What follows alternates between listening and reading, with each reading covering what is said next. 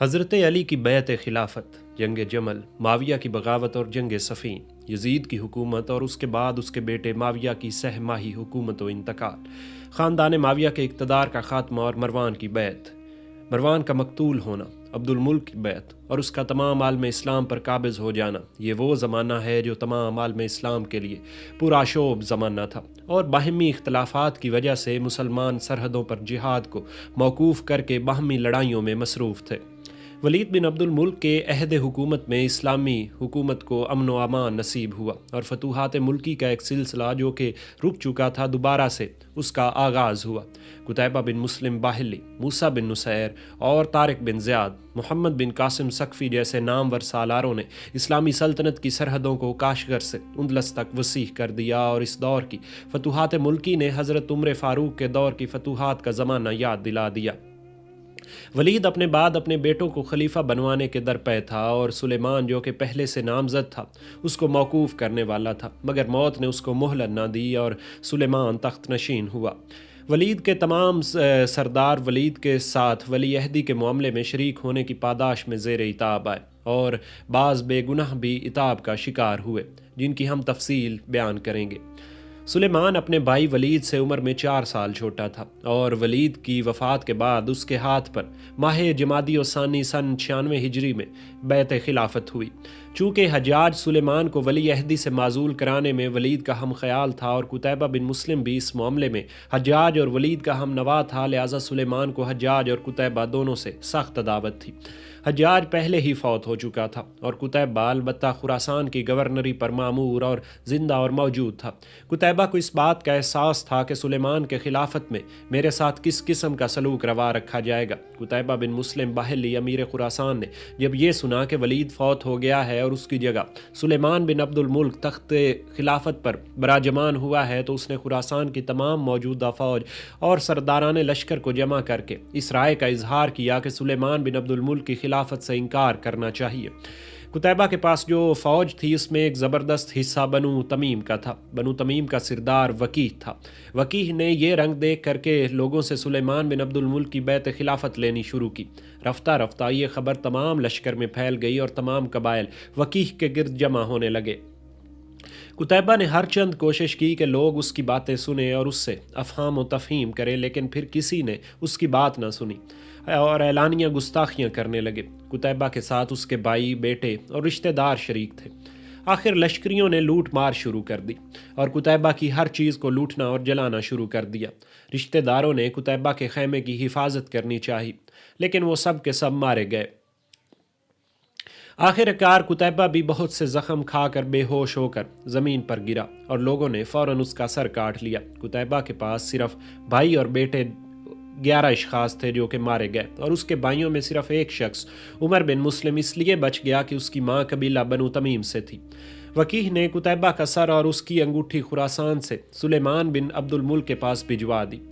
कुतैबा बिन मुस्लिम ख़ानदान बनु उमय्या के सरदारों में नहायत ज़बरदस्त फ़तेहमंद और नामवर सरदार था।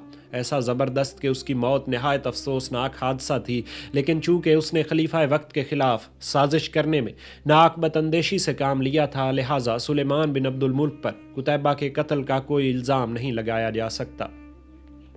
सुलेमान बिन अब्दुल मुल्क पर सबसे बड़ा इल्ज़ाम अलबत्ता मोहम्मद बिन कासिम के मामले में लगाया जा सकता है। सुलेमान को अगर हज्जाज से अदावत और दुश्मनी थी तो हज्जाज के रिश्तेदारों तक बिला वजह तौसी नहीं देनी चाहिए थी, लेकिन अफसोस कि सुलेमान ने मोहम्मद बिन कासिम को भी इस तरह कुश्तनी और गर्दन जनी समझा जिस तरह वो हज्जाज को समझता था। मोहम्मद बिन कासिम नहायत समझदार, बहादुर, मुस्तकिल मिजाज और नेक तनीयत और साहले जवान था। उस नौजवान ने सिंध और हिंद की फतूहात में एक तरफ अपने आप को रुस्तम और सिकंदर से बढ़कर साबित किया, तो दूसरी तरफ वो नौशेरवां आदिल से बढ़कर अदल और इंसाफ और रियाया परवर साबित हुआ। इस नौजवान साहल फतेहमंद सरदार ने सुलेमान के खिलाफ कतन कोई हरकत कभी नहीं की थी। हज्जाज की वफ़ात के बाद भी इस तरह फतूहात मुल्की में वो मसरूफ़ रहा जैसा कि हज्जाज की ज़िंदगी में वो मसरूफ़ था। इसके पास जिस कदर फ़ौज थी वो सब की सब दिलो जान से इस पर फ़िदा और इसके हर हुक्म की तामील को बसरो चश्म मौजूद थी। ये भी सबसे बड़ी दलील इस बात की है कि मोहम्मद बिन कासिम नहायत आला दर्जे की काबिलियत रखने वाला सिपह सालार था और ऐसा नौजवान कि जिसकी इब्तदा ऐसी अजीम शान थी। अगर तरबियत की जाती और इससे काम लिया जाता तो वो सुलेमान बिन अब्दुल मुल्क के तमाम बर आज़म एशिया को चीन तक और जापान तक फ़तह करके दे सकता था। लेकिन सुलेमान ने जज्बा अदावत से मगलूब होकर यजीद बिन अबी कबशा को सिंध का वाली बनाकर रवाना किया और हुक्म दिया कि मोहम्मद बिन कासिम को गिरफ्तार करके भेज दो। सुलेमान का ये हुक्म दर हकीकत तमाम काम गुजारों और फतहमंद सिपह सालारों को बददिल बना देने के लिए एक ज़बरदस्त ऐलान था। किसी खलीफा या सुल्तान के लिए इससे बढ़कर कोई काबिल शर्म बात नहीं हो सकती कि वो अपने सरदारों के अजीम शान और काबिल तारीफ़ कामों का सिला बजाय तहसीन व आफरीन और इज़्ज़त अफजाई के कैद और गिरफ्तारी से दे। यजीद बिन अबी कबशा सिंध में आकर ज़ोर क़ुव्वत के ज़रिए मोहम्मद बिन कासिम को हरगिज़ मकलूब नहीं कर सकता था। मोहम्मद बिन कासिम के हमराहियों को जब खलीफा के इस नामाकूल हुक्म का इल्म हुआ तो उन्होंने मोहम्मद बिन कासिम से कहा कि तुम इस हुक्म की तामील हरगिज़ न करो, हम तुमको अपना अमीर जानते और तुम्हारे हाथ पर इताअत की बैत किए हुए हैं। खलीफा सुलेमान का हाथ हरगिज़ आप तक नहीं पहुँच सकता। हकीकत भी यही है कि मोहम्मद बिन कासिम को मगलूब करने के लिए खलीफा सुलेमान को अपनी खिलाफत का पूरा जोर लगाना पड़ता, क्योंकि यहाँ मोहम्मद बिन कासिम के पास उसके हर दिल अजीज़ी के सबब ऐसे ज़राए मौजूद थे कि सिंध के रेगिस्तान का हर एक ज़र्रा उसकी अयानत और इमदाद के लिए कोशां होता। मगर इस जवान साहले ने फ़ौरन बिला तवक्कुफ़ अपने आप को अभी इब्ने कबशा के सुपुर्द कर दिया और कहा कि खलीफा वक्त के हुक्म की नाफरमानी का जुर्म मुझसे हरगिज़ सरजद न होगा।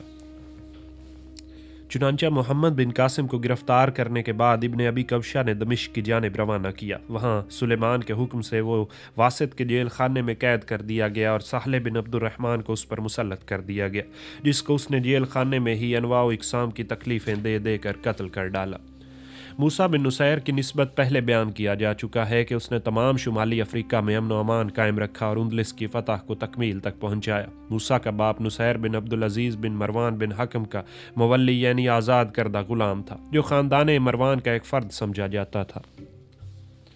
इस बहादुर सरदार के हौसले का अंदाज़ा इस तरह हो सकता है कि वो तमाम बर आज़म यूरोप के सिर्फ 15-20 हज़ार फ़ौज से फतह कर लेने का इरादा रखता था।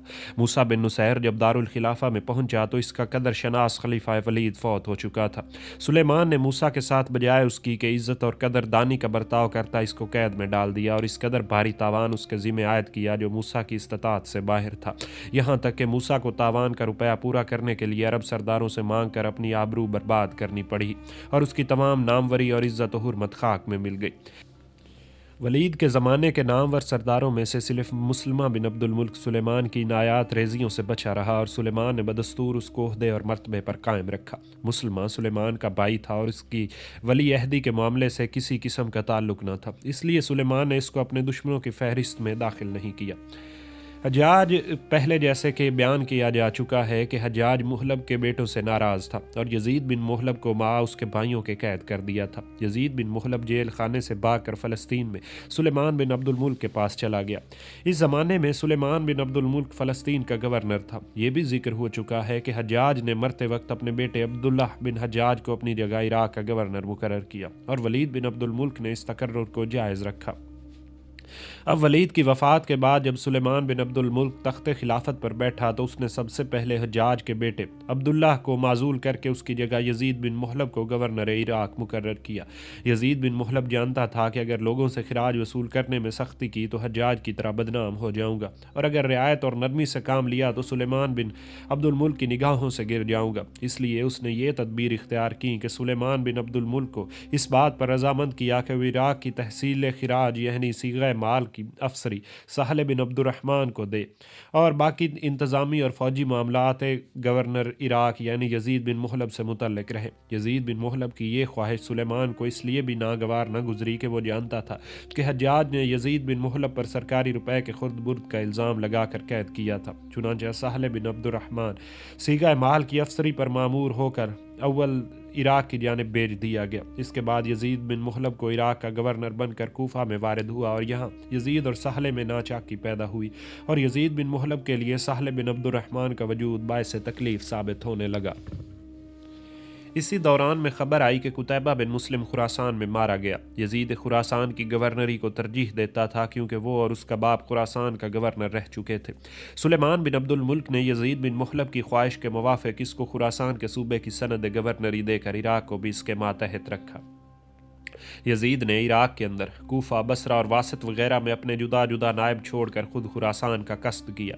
खुरासान में पहुंचकर यजीद बिन मुहलब ने अव्वल कहतान पर और उसके बाद जरजान पर चढ़ाई की और यहाँ के बाकी सरदारों से जुर्माना और खराज वसूल करके मसालहत की। अहले जरजान ने चंद रोज़ के बाद फिर बगावत की। यजीद ने चढ़ाई करके 40,000 तुर्कों को मारका जंग में कत्ल किया और शहर जरजान का बुनियादी पत्थर अपने हाथ से रखकर वहाँ जहम बिन ज़खर जोफ़ी को अपनी तरफ से हाकिम मुकर्रर किया। इससे पेशतर जरजान किसी शहर का नाम था, बल्कि वो एक पहाड़ी इलाका था जिसमें छोटे छोटे बहुत से देहात शामिल थे। यजीद बिन मुहलब ने एक शहर आबाद किया जिसका नाम जरजान मशहूर था। इसके बाद तिब्रिस्तान को फतह करके अपने आमिल मुकर्रर किए। सन 97 हिजरी में मुसलमान बिन अब्दुल मुल्क ने इलाका रज़ाखिया को फतह किया और सन 98 हिजरी में एक रूमी सरदार अलकून नामी ने हाज़िर दरबार खिलाफत होकर कुस्तुनतुनिया को फतह करने की तरगीब दी। सुलेमान ने अपने बेटे दाऊद और अपने भाई मुसलमा को फ़ौज देकर कुस्तुनतुनिया की तरफ रवाना किया।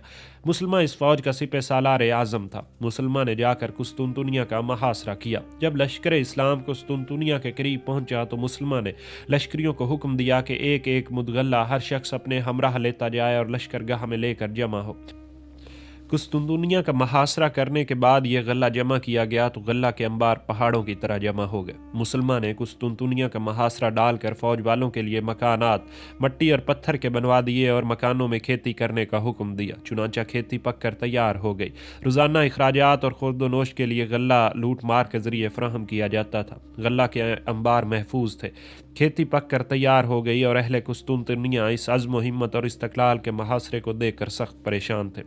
साल भर गुजरने के बाद उन्होंने खुफिया पैगामों के जरिए इसी रूमी सरदार अलकून नामी को एक तरफ मुतवज्जे करके इस बात का लालच दिया कि अगर मुसलमानों का मुहासरा उठवा दो और इनको यहाँ से रुखसत कर दो तो हम आधा मुल्क तुमको दे देंगे। अलकून इस बात पर रजामंद हो गया। उसने मुसलमा को मशवरा दिया कि अगर तुम अपने गल्ला के अंबारों और खेतों को आग लगा दोगे तो रूमी लोग ये समझेंगे कि अब मुसलमान सख्त और फैसला कुन हमला करने पर मुस्तैद हो गए हैं, लिहाजा उम्मीद है कि वो फौरन शहर आपके सुपुर्द कर देंगे और बगैर लौटे हुए ये बासानी शहर पर कब्जा हो सकेगा। मुसलमान रूमी सरदार के इस चकमे में आ गया और हालांकि इससे पेशतर रूमी मुसलमान के पास ये पैगाम भी भेज चुके थे कि हमसे फीकस 1 अशरफी के हिसाब से जिजिया ले लो और मुहासरा उठाकर चले जाओ, लेकिन मुसलमान इनकी इस दरख्वास्त को रद्द कर चुका था। चंद रोज़ और मुहासरा जारी रहता तो कुस्तुनतुनिया की फतह होने में कोई शुबा बाकी न था, लेकिन अल्लाह ताला को अभी मंजूर न था कि मुसलमान कुस्तुनतुनिया पर काबिज और मुतसर्रिफ हों। चुनांचा मुसलमान ने गले के अंबारों और खेतों में आग लगवा दी। इस अहमकाना फेल का असर ये हुआ कि रूमी बहुत खुश और मुदाफ़त पर दलेर हो गए और मुसलमानों को गल्ला की तकलीफ होने लगी। इधर अलकून माँ अपने हमराहियों के लश्कर इस्लाम से जुदा होकर रूमियों में जा मिला। सुलेमान बिन अब्दुल मुल्क और मुसलमा को रवाना करने के बाद खुद मकाम वाबिक में मुकीम था और यहीं से हर किस्म की इमदाद मुसलमा को पहुंचाता रहता था। इधर खेती और गल्ला को जला दिया गया। इधर मौसम सरमा के आ जाने की वजह से सुलेमान सामान रस्द वगैरह की इमदाद मुसलमा तक ना पहुंचा सका। नतीजा ये हुआ कि लश्कर इस्लाम को फाके होने लगे और भूख की वजह से लोग मरने शुरू हो गए, क्योंकि अब इर्द गिर्द के इलाके से भी गल्ला लूट मार के जरिए हासिल न हो सकता था। मुसलमानों की ये हालत देख कर कैसर के सरदार बरजान नामी ने, जो शहर सकालिया का गवर्नर था, एक फौज अजीम के साथ लश्कर इस्लाम पर हमला किया। मुसलमान ने इनका मुकाबला करके शिकस्त दी और शहर सकालिया को फतह करके इस पर काबिज हुआ। इसी अरसे में खबर पहुंची कि सुलेमान बिन अब्दुल मुल्क का इंतकाल हो गया है। सुलेमान बिन अब्दुल मुल्क नहायत फसीहुल बयान शख्स था, अदल इंसाफ का शौकीन और जिहाद का हरीस था। हज़रत उमर बिन अब्दुल अजीज़ को सुलेमान ने अपना वज़ीर और मुशीर बनाया था। यही वजह थी कि सुलेमान के इखलाक व आदात में खूबियाँ पैदा हो गई थी। अहद बनु उमय्या में एक बुरी रस्म जारी हो गई कि वो नमाज अमूमन देर करके यानी आखिर वक्त में पढ़ा करते थे। सुलेमान बिन अब्दुल मुल्क ने इस रस्म को मिटाकर नमाजें अव्वल वक्त पढ़नी शुरू की और राग और गाने से भी सुलेमान बिन अब्दुल मुल्क को सख्त नफरत थी। चुनांचे उसने गाने बजाने की मुमानियत की। सुलेमान नहायत खूबसूरत और वजीह शख्स था, तनोमंद और पुरखोर भी था। एक मरतबा 70 अनार, बहुत सी किशमिश, 6 महीने का उम्र का एक बकरा और 6 मुर्ग खा गया और सब कुछ हजम कर लिया। सुलेमान बिन अब्दुल मुल्क ने अपने बेटे अयूब को वली अहद बनाना था, लेकिन जब अयूब फौत हुआ और मकाम वाबिक में वो अलील हुआ तो उसने रजह बिन हैवा से मशवरा किया कि किसको अपनी जानशीनी के लिए नामजद करूं। अव्वल सुलेमान ने अपने बेटे दाऊद का नाम लिया। रजह बिन हैवा ने कहा कि वो कस्तुनतुनिया के मुहासरे में मसरूफ़ और कुफ़ार से लड़ रहा है। अरसा से वहाँ से कोई खबर नहीं मिली, अल्लाह जाने वो जिंदा है या शहीद हुआ। इधर फासला ज़्यादा है, ऐसे शख्स को वली अहद बनाने का मशवरा मैं नहीं दे सकता। फिर सुलेमान ने कहा कि मैं अपने छोटे बेटे को वली अहद बना दूँ। रजह बिन हैवा ने कहा कि वो सगीर उसन, इस काबिल नहीं कि वो बार खिलाफत उठा सके। सुलेमान ने कहा कि तुम बताओ कि फिर मैं किसको अपना जानशीन मुकर्रर करूँ।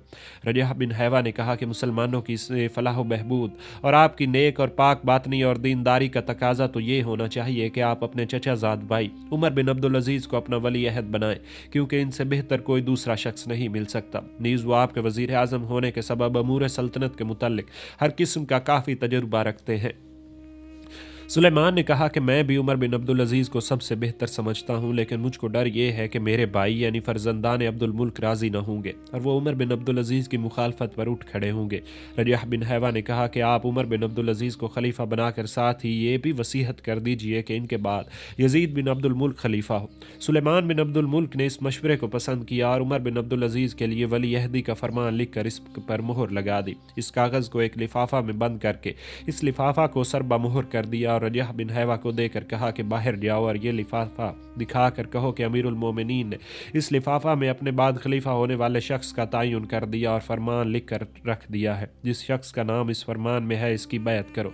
जब रजाह ने बाहर जाकर लोगों को जमा करके ये हुक्म सुनाया तो लोगों ने कहा कि हम बैत इस वक्त करेंगे कि जब हमको इस शख्स का नाम बता दो। रजाह बिन हैवा ने आकर सुलेमान से ये कैफियत बयान की। सुलेमान ने इसी वक्त हुक्म दिया कि कोतवाल और पुलिस को बुलाकर हुक्म दो के लोगों से मेरे हुक्म के मुवाफिक बैत लें और जो शख्स इनकार करे उसकी गर्दन उड़ा दे। ये हुक्म सुनते ही सब ने बैत की और मुतलक चूं चरा न किया। रजा बिन हैवा जब बैत लेकर वापस आ रहे थे तो रास्ते में हशाम बिन अब्दुल मुल्क मिला। उसने कहा कि मुझको खौफ मालूम होता है कि अमीरुल मोमिनीन ने कहीं मुझको महरूम ही न रखा हो। अगर ऐसा है तो मुझको बता दो ताकि मैं अपना कुछ इंतज़ाम करूं। रजा ने कहा कि अमीरुल मोमिनीन ने मुझको सरबा मोहर लिफाफा दिया है और सबसे इस बात को पोशीदा रखा है। तुमको क्या जवाब दे सकता हो। आगे चलकर इत्फाकन उमर बिन अब्दुल अजीज़ मिल गए। उन्होंने कहा कि मुझको बड़ा ही खौफ मालूम हो रहा है कि कहीं सुलेमान ने वली अहदी के लिए मेरा ही नाम न लिख दिया हो। अगर तुमको मालूम हो तो बता दो ताकि मैं कोशिश करके इस मुसीबत को टालूं और सुबुकदोशी इख्तियार करूं। रजा ने कहा इसको भी वही जवाब दिया जो हशाम बिन अब्दुल मुल्क को दिया था। सुलेमान बिन अब्दुल मुल्क सन 98 हिजरी में दमिश्क से जिहाद के इरादे पर निकला और कुस्तुनतुनिया की तरफ फौज रवाना करके खुद मकाम वाबिक में मुकीम रहकर इस यूरिश को कामयाब बनाने की कोशिश करता रहा। इसलिए कहा जाता है कि सुलेमान को हालत जिहाद में ही मौत आई। 10 माह सफ़र सन 99 हिजरी बरोज़ जुमा सुलेमान ने मकाम वाबिक मुतसिल कंसरीन वफ़ात पाई। करीबन 3.25 साल खिलाफत की और 45 साल की उम्र पाई। इस खलीफा के ज़माने में भी मुसलमानों को फतूहात मुल्की हासिल हुई। खिलाफ शरह कामों का रिवाज मौकूफ़ हुआ और हज्जाज के अमलों और मुतवस्सिलों को जहाँ कहीं वो मामूर और मुकर्रर थे मौकूफ़ व माजूल किया, क्योंकि वो भी हज्जाज ही की तरह जुल्म और तशद्दुद की तरफ मायल थे। लेकिन इसमें शक नहीं कि मोहम्मद बिन कासिम के साथ जो मामला हुआ इसमें सुलेमान से सख्त गलती हुई और सुलेमान बिन अब्दुल मुल्क के काबिल तारीफ़ कामों और अजीम शान कारनामों में सबसे बड़ा कारनामा यह है कि उसने अपने बाद उमर बिन अब्दुल अजीज़ को खलीफा बनाया। इसमें एक नेकी के मुकाबले में सुलेमान बिन सर की तमाम गलतियों और लग़ज़िशों को बड़ी आसानी से फरामोश किया जाता है और वो हर एक तरह सताइश का मुस्तहिक नज़र आता है।